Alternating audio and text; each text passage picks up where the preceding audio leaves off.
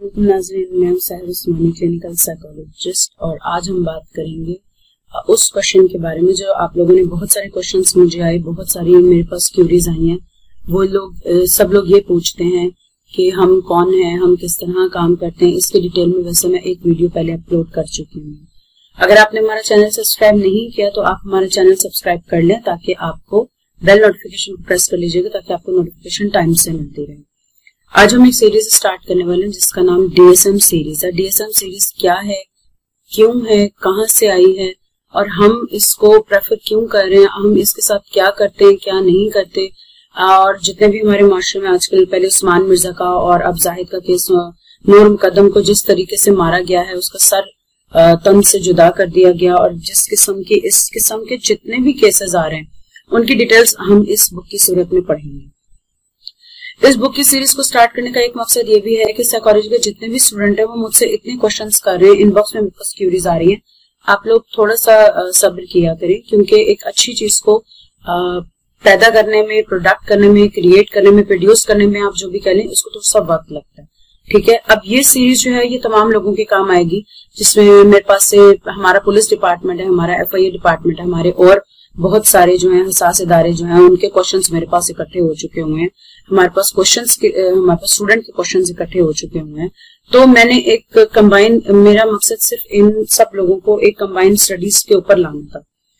इस वीडियो का मकसद ये भी होगा कि अगर आप लोगों के माइंड में कोई भी क्वेश्चंस होंगे, कोई क्यूरीज होंगी, वो इस बुक को पढ़ाने से, देखें इसमें बहुत सारी टेक्निकल बातें हैं, इसमें बहुत सारे टेक्निकल वर्ड्स हैं, लेकिन मैं आपको इन्हें आसान अल्फाज में इकट्ठा करके, इनको आसान अल्फाज में उर्दू में, क्योंकि हमारी कौमी ज़बान उर्दू है तो इसको मैं ट्रांसलेट करके आसान अल्फाज में आपको समझाऊंगी।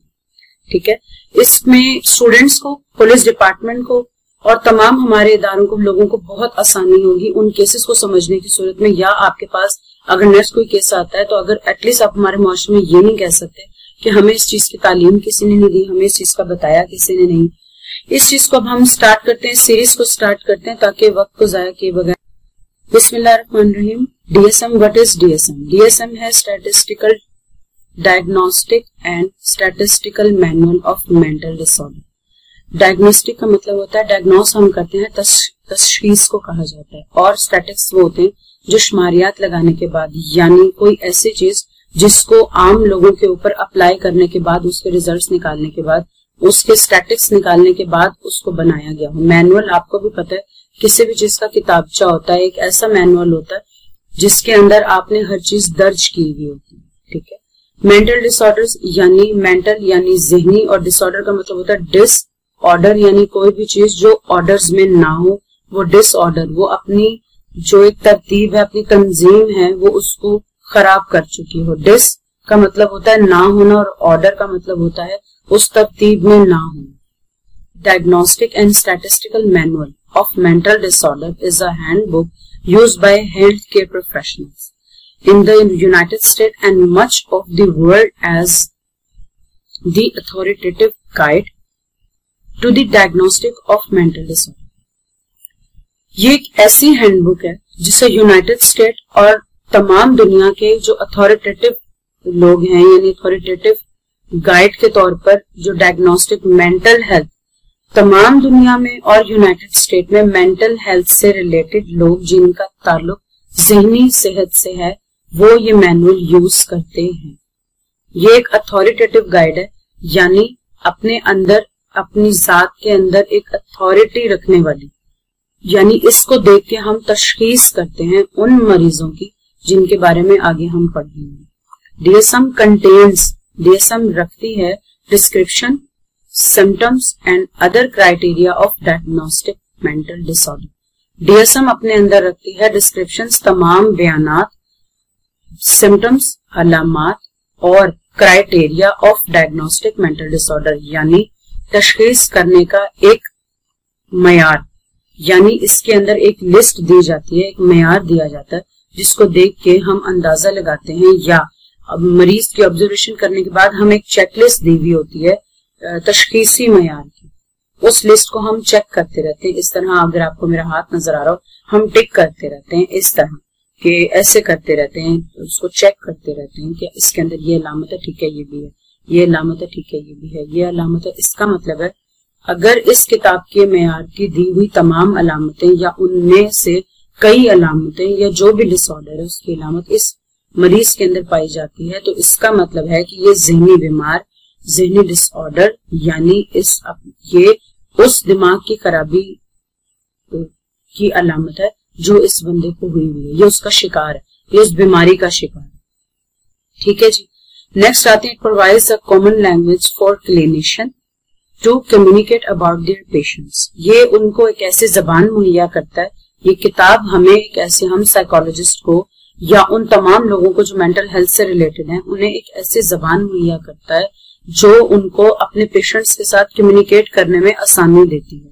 Establish consistent and reliable diagnosis, ये स्टैब्लिश की गई है कंसिस्टेंट और रिलायबल यानी मुसलसल एक रिलायबल, एक मियारी तशखीस को डायग्नोस करने के लिए यानी तशखीस करने के लिए ये बनाई गई है।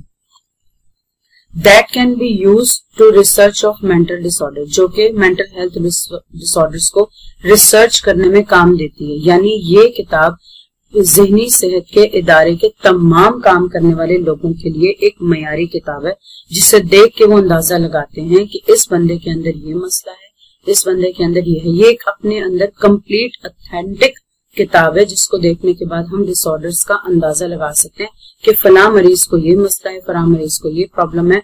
अगर इसके अंदर रखने वाली चीजें उसके अंदर पाई जा रही हैं और उसको खुद भी नहीं पता, उसका भी यही मतलब है कि वो मेंटल डिसऑर्डर का शिकार है, यानी ज़हनी खराबी, ज़हनी बीमारी का शिकार है।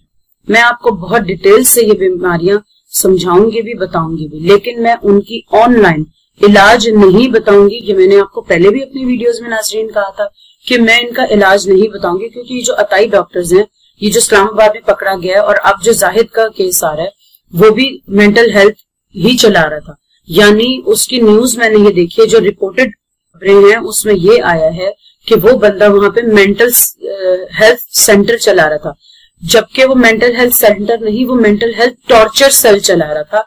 अगर उन्होंने ये चीजें पढ़ी हैं या नहीं पढ़ी, लेकिन उन्होंने इक्का दुक्का लोगों को देखकर एक टॉर्चर सेल उसने स्टार्ट किया, क्योंकि क्लेम करने वाले लोगों ने ये भी बोला कि वो लोगों को टॉर्चर करता था।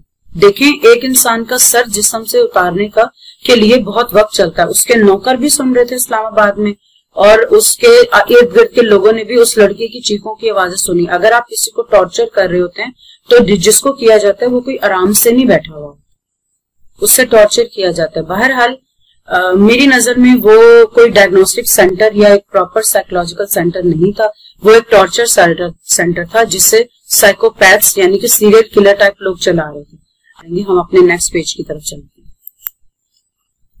अमेरिकन साइकेट्रिक एसोसिएशन, इसकी मैंने तस्वीर आपको सामने दिखा, एसोसिएशन है जिसने ये किताब बनाई है, ठीक है। और इस किताब को बनाने में ये एक पूरी डिटेल लिखी हुई है कि किन ऑफिसर्स ने की ये प्रेजेंटेशन है, यानी किन ऑफिसर्स ने मिलकर DSM को बनाया। और अमेरिकन साइकोलॉजिकल एसोसिएशन की ये बिल्डिंग है जहां से तमाम मेंटल हेल्थ इश्यूज जो हैं उनकी किताब, उनकी तशखीस, उनके स्टैटिक्स और उनके ऊपर रिसर्च की जाती है और उसके बाद उस किताब को शाया किया जाता है world wide. India, Bangladesh, United state, Pakistan और भी डिफरेंट कंट्रीज, मतलब कि पूरी दुनिया में जहां जहां मेंटल हेल्थ का नाम होगा वहां वहां DSM होगी। और अगर कहीं DSM नहीं है और अगर आप किसी के पास DSM नहीं देख रहे, मैं अपनी पिछली वीडियो में ये बता चुकी हूँ, इन शॉर्ट आपको बता देती हूँ कि अगर वो बंदा या बंदी, जो भी पर्सन क्लेम कर रहा है कि वो साइकोलॉजिस्ट है, खासतौर पे साइकेट्रिस्ट की भी मैं आपको तालीम बता चुकी हूँ, जो साइकोलॉजिस्ट हैं, अगर उन्होंने MSc, ADCP, MPhil या MS इक्विवेलेंट और PhD की हुई है, then they claim their self psychologist, otherwise वो नहीं है। आप किसी के पास जाने से पहले ये 3 से 4 डिग्रीज या 5 डिग्रीज का क्लस्टर चेक कर लें। अगर उनके कार्ड के ऊपर ये लिखा है तो वो ऑथेंटिक साइकोलॉजिस्ट है, अदरवाइज वो नहीं है। जो हमारे माशरे में स्टार्ट हो गया है आपका बाबा जी बंगाली, आप इलाज करवा लें, काला जादू, कब्र की मट्टी मैंने कार्ड के ऊपर देखी कि उन्होंने इस्लामियत में किया हुआ। अगर कोई बंदा ये कहे कि उसने इस्लामियत में, उसने अरबी में, उसने डिफरेंट किसी और पर्शियन में एमए किया हुआ है एंड देन वो सिर्फ तजर्बे की बिना पे बन गया, या कोई भी आजकल हमारे मुआशरे में बहुत सारे मोटिवेशनल स्पीकर हैं जिनके ऊपर क्लिनिकल डिसऑर्डर्स को पूछने का मैं देखती हूँ प्रोग्राम्स रखे जाते हैं। प्लीज ऐसा मत करें। क्लिनिशियन, क्लिनिक का वक्त उसी वक्त लगता है, क्लिनिक का नाम उसके साथ लगता है जिसने ये क्लिनिकल डिसऑर्डर्स पढ़े होते हैं। हमें 10 साल ट्रेनिंग दी जाती है इन पेशेंट्स को हैंडल करने की। कोई भी मोटिवेशनल स्पीकर जो है वो क्लिनिकल डिसऑर्डर को हैंडल नहीं कर सकता। आप मोटिवेशनल स्पीकर को भी क्लिनिकल साइकोलॉजिस्ट नहीं कह सकते, लिहाजा उनकी डोमेन आप अलहदा रखें। वो अच्छी बातें करते हैं, बहुत अच्छी बात है, लेकिन प्लीज वो साइकोलॉजिस्ट नहीं है। इसमें कुछ मैं कह सकती हूँ कि हमारे मुआशरे में क्लिनिकल साइकोलॉजिस्ट की भी कमजोरी रही है कि उन्होंने आगे आके ये बताने की कोशिश ही नहीं की कि उनमें और मोटिवेशनल स्पीकर्स में फर्क है। अच्छा बोलना और क्लिनिकल केसेस को हैंडल करना, they are both different fields and different things. आप दोनों को मिक्स नहीं कर सकते। आज के लिए इतना ही। इसके बाद इंशाल्लाह मुलाकात होगी आपसे हमारी अब नेक्स्ट वीडियो में। अगर आपने चैनल सब्सक्राइब नहीं किया है तो आप हमारा चैनल सब्सक्राइब कर लें ताकि आपको नोटिफिकेशन हमारी मिलती रहे नेक्स्ट वीडियोस की। इसके अलावा हमारी ये सीरीज जारी है साइको एजुकेशन की और हमारी नफ्सियाती तालीम आगाही मुहिम जो मैंने स्टार्ट की हुई है उसके अकॉर्डिंग मैं आपको इस किताब के बारे में और नफ्सियाती बीमारियों के बारे में तालीम दे रही हूँ। इंशाल्लाह ये हमारा कंटिन्यू रहेगा जब तक कि तमाम डिसऑर्डर्स जो हैं वो तमाम के तमाम आपको समझ नहीं आ जाते या हम इन तमाम डिसऑर्डर्स के ऊपर बात नहीं कर लेते। हमारी ये सीरीज जारी रहेगी। इंशाल्लाह मिलते हैं आपसे नेक्स्ट प्रोग्राम में, अपनी नेक्स्ट एपिसोड में। अपना ख्याल रखिएगा।